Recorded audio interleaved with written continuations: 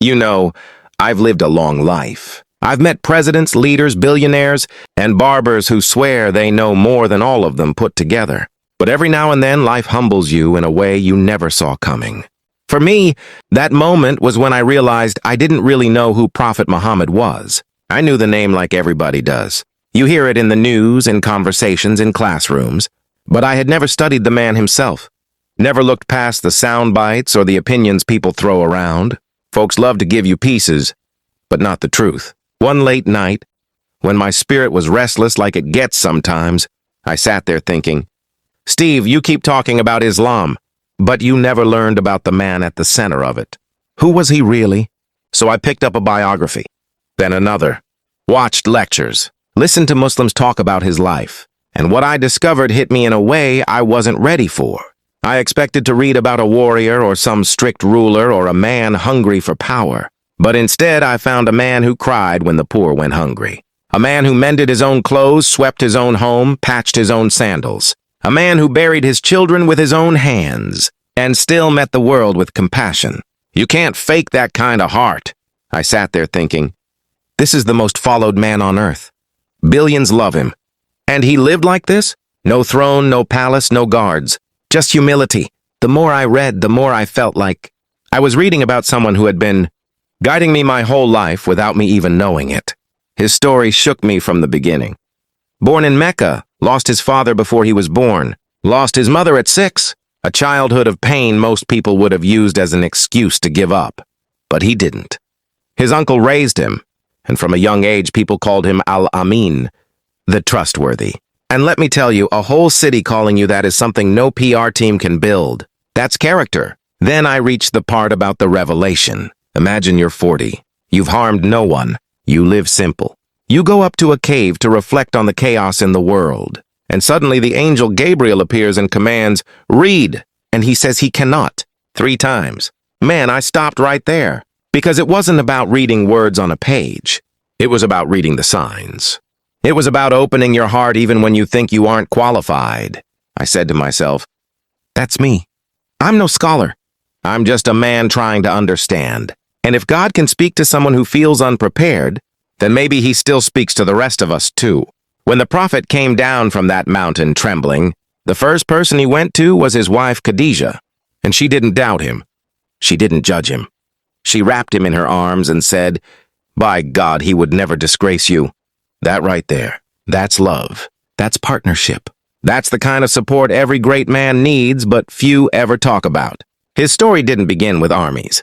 It began with love, with truth, with revelation, and it wasn't easy. His own people mocked him, attacked him, tried to break him. He lost his wife, his uncle, his friends, but he never cursed them, never prayed for their harm. The story that broke me was Taif. He went there to share the message and they ran him out, stoned him until his feet bled. And when an angel offered to destroy the whole town, he refused. He said, no, maybe their children will believe. That's not normal mercy.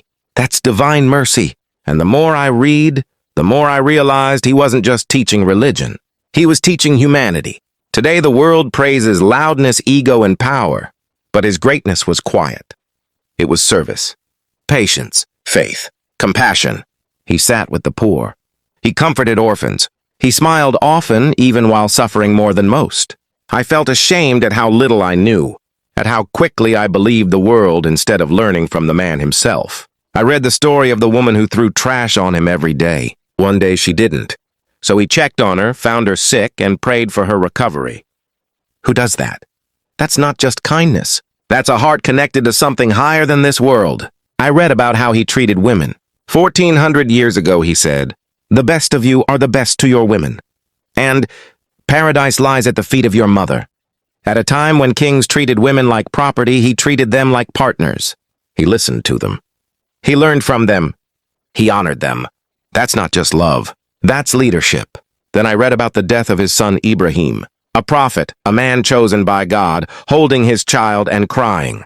And when asked about it, he said, the eyes shed tears, the heart grieves, but we only say what pleases our Lord. Strength with surrender, faith with honesty. And I learned something. Faith isn't pretending you're okay. Faith is hurting and still trusting God. And even with all that love, he was hated. chased out, insulted, attacked. And I thought, if the most patient man on earth was hated, why am I surprised when people talk about me? That gave me peace. Then I reached a saying of his that froze me in place. If you trust God completely, He will provide for you like He provides for the birds. They leave hungry in the morning and return full at night. Man, I felt that deep. All the money, fame, and applause I chased never gave me that kind of peace. Islam wasn't spread by swords. It spread through character, honesty, mercy, truth. And when I read his final words before he passed, be mindful of your prayers and be kind to those under your care, I put the book down and just sat in silence, because that's all he ever wanted for us. To remember God, to care for each other. The more I learned about him, the quieter my world became.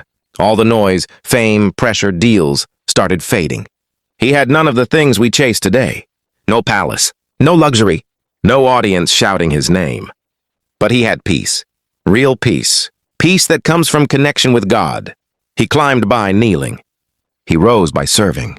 He became great by humbling himself. One story sealed everything for me. When he returned to Mecca, the same people who tried to kill him stood in front of him afraid. And he said, "Go, you are free. No revenge, no pride, just mercy in motion."